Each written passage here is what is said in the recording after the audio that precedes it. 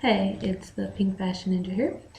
I wanted to do a video about moving to Korea because I know there's been a lot of interest lately in moving to Korea, working in Korea, and I've gotten emails and messages and things from people asking about it. Like, what's been my experience? Do I like it? Would I refer someone to do the same thing? So I want to do a video about some do's and don'ts because before I moved to Korea, I researched so much about Korea before I moved here because I wanted to make sure I didn't um, do anything wrong, any social faux pas or anything.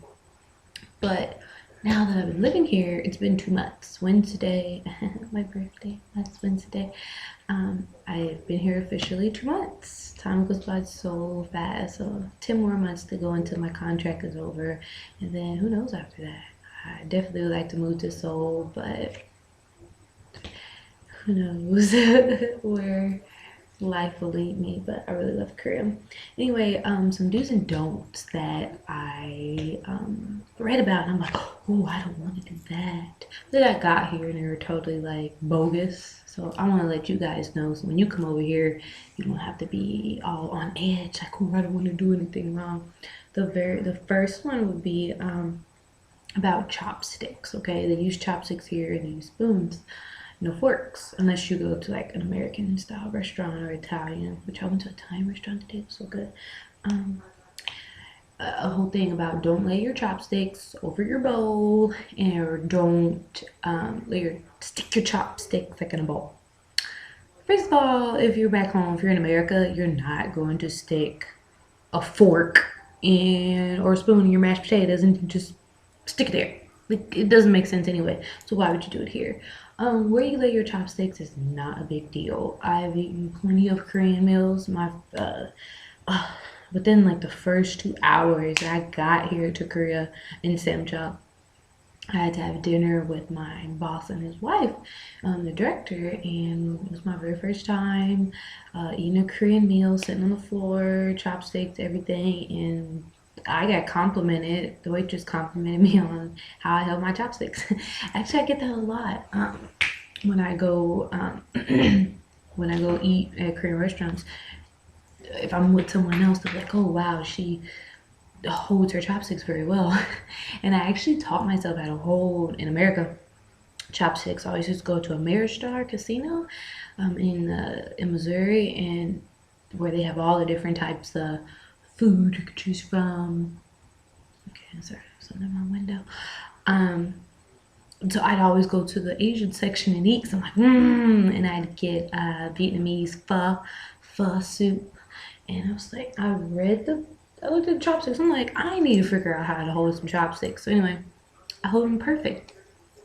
But no one sticks their chopsticks right in the bowl, so just don't do that. But if you want to set them wherever, I've dropped mine who knows how many times, is not a big deal. So don't think, oh my gosh, I have to learn how to hold chopsticks perfect, or I have to lay them a certain way.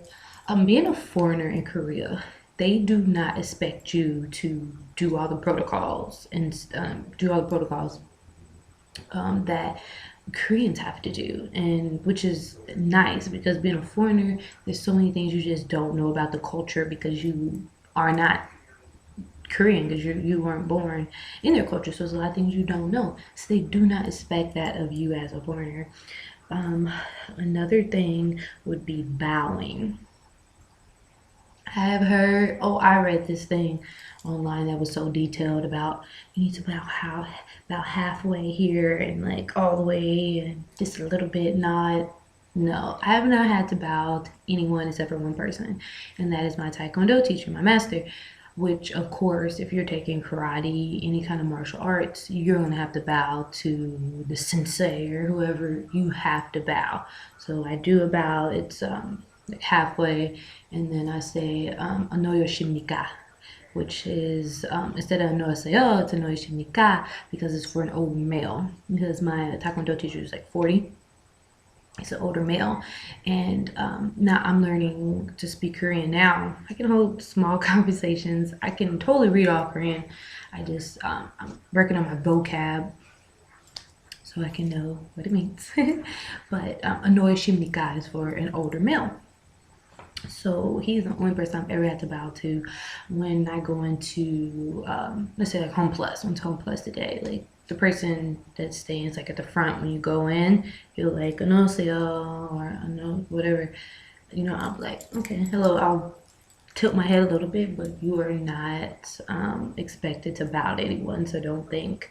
Now sometimes I like wave at people and they're kind of like, oh. Be careful with waving because some people are like, well, so bowing, don't get too up in arms about that because it's not a big deal. Let's see. Oh, I read something else. Oh, being a foreign woman in Korea. Yeah. So usually in America, okay, in America, when every woman has it, when we start that time of the month, when you're in middle school, when you start, there are pads. Okay, we all hate them. We never want to go back to those days. When you come to high school, eighth grade, or high school, grown woman, you use tampons. Well, in Korea, it's not like that. When I first got here, I mean, I brought stuff from America over with me just in case there was like absolutely nothing I can use, you know. I'm like, oh my gosh, I have to bring these, I have to bring these, I have to be prepared. So I was seeing these commercials, and there were always commercials for pads, and there were commercials for like grown women, and I'm like, mm, hmm. So I go on to Home Plus. I'm like, do do do do do. Where's Playtex? Hmm. I don't see any. I tensed up. I was like, oh my gosh, do they not sell tampons here? I got so like I was like, email my mom, you have to mail me, you have to mail me. Oh no no no no no, you're not taking me back to those middle school days. So anyway, I asked a female coworker of mine that I'm friends with, and I was like, yo, what do women over here use? Because this is the girl from America. No, no, no, no, no, no, no. Um, and when I said the name, she was like, huh, huh? She was. They, I guess they don't, I don't know, use the word tampons or something over here. So I had to go to Google, type it in so she could see it and talk about it. She's like, oh, okay. Well, you have to go to the drugstore. Mm, why don't they just sell them at Home Plus? Home Plus is like Walmart, but on a way smaller scale. I mean, like 10 Home Pluses probably can equal like one Walmart. And then Walmart, you can like buy everything, but Walmart, I don't know. I've seen that movie, Walmart's Bad for America. Yeah. Um, you have to go to a drugstore to get them and to get a box. And there's not that many that come in there. So you can't get like a large box or I always used to when you go to Costco's and you see that box of tampons and they're like 75 at a pack. I know my mom will be she's like, oh, we need to get that one. Mom, if you pick up that box and put it in this buggy, I am running away. Cause like it's like your moms are like always like so open about stuff. And like every woman has one. I'm like, don't embarrass me like that. It's it's almost similar to gym jubangs when I sleep at gym jubangs here because I don't want to pay for a hotel when I go to Seoul, and like the old ladies like walking around butt naked. And I'm like, I don't look. I'm like, I just stay there for the night and then I leave. Just somewhere to lay my head. And I'm just like, well, if I was 60 years old, my boobs were sagging and and my butt was gone, I probably wouldn't care about walking around anyway. When you get to a certain age, I guess you just really don't care. So I'm pretty sure when I get 40, I'm not gonna care. I'm like, who cares? Um, but yeah, you have to go to a drugstore, and drugstores aren't like CVS or Walgreens. I was like, what's the other? Walgreens in America? It's really, really small. It's a counter where it's the women behind it or a man, and they have to actually get the box of tampons for you. So you have to be opening up, hey, I need about 10 boxes to survive before the year. um, but they hand them to you over the counter, and it's really small, and it's actually kind of hard to find the drugstores here because everything's so stacked up. You have to like look like, is that the sign, is that the sign? You have to actually search for that. So it was something that really brought me by surprise, how um, hard it was to get something that's, you know, part of being a woman, that's difficult to find.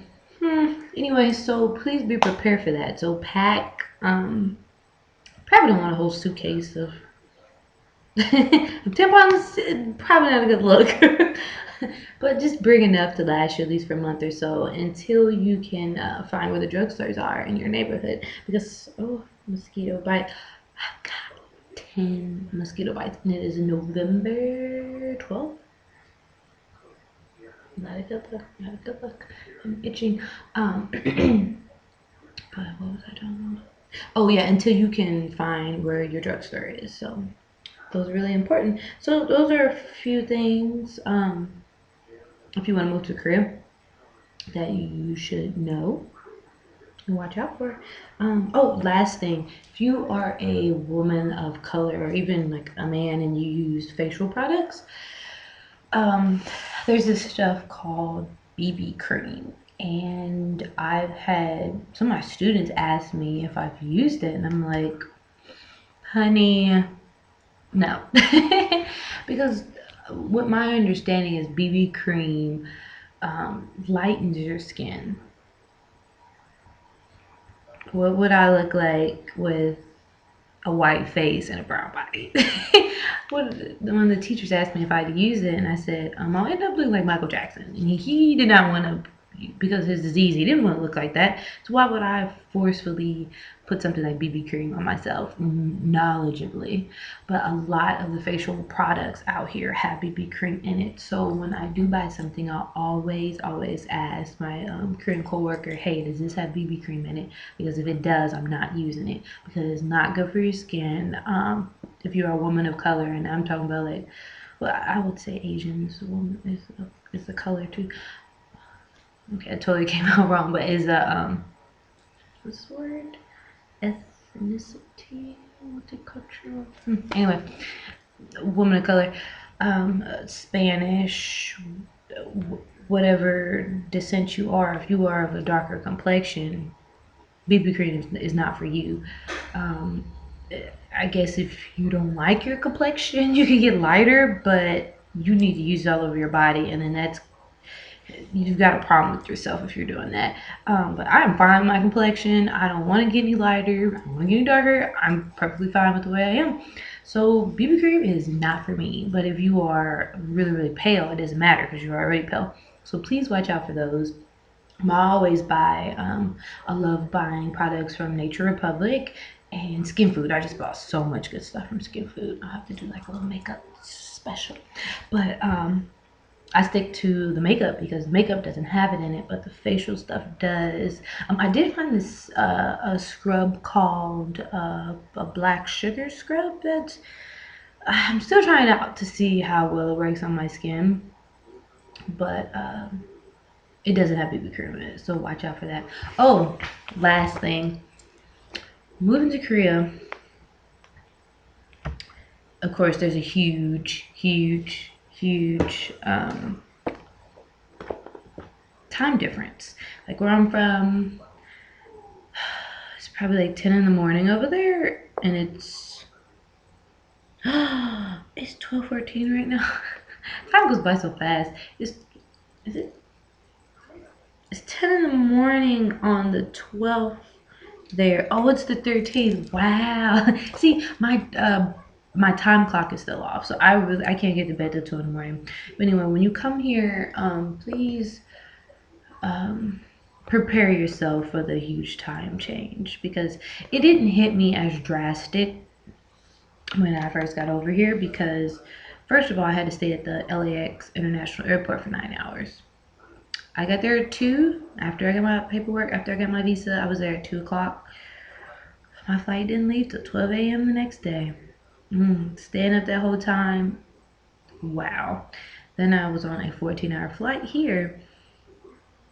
And then I probably didn't go to sleep till like 4 hours later on that flight. Count all those hours up. So you don't get a lot of sleep. Then it was a 3-hour bus ride to Samchok from Seoul, or it was not Kimpo Airport, Incheon Airport. So then when I got here after the 3-hour bus ride, I still couldn't go to sleep because I had to go to my school and meet all the students all day. So I didn't get to bed till about 9 or 10 o'clock, like 2 days later. So I literally didn't get any sleep for almost 2 days. So it could be crazy and very tiring coming over here. So please prepare yourself. If you can sleep, take some medicine like a couple days before. Get your sleep in because you're not gonna get any sleep for a while. And as soon as I landed here, I had or have black what's it called, black whatever underneath my eyes, and I've never ever had that. But because of that, because of not having that much sleep and literally going across the world and not having any sleep, I now have bleh, what's it called, black, oh, whatever it's called. I know somebody's gonna comment, oh, but black circles. I like mini black circles. You can't see them here. Okay, yeah. I can see them. And I've never in my life had black circles until I got here, so I'm trying to get those away now. But when you go to another country and it's such a drastic change, your body clock is off. And right now, thank God I don't have to be at work till 2 p.m. every day because I sleep until 12. Yes. And then I have taekwondo class at 1, and then I have to work at like 2:40, and then some days 3:40.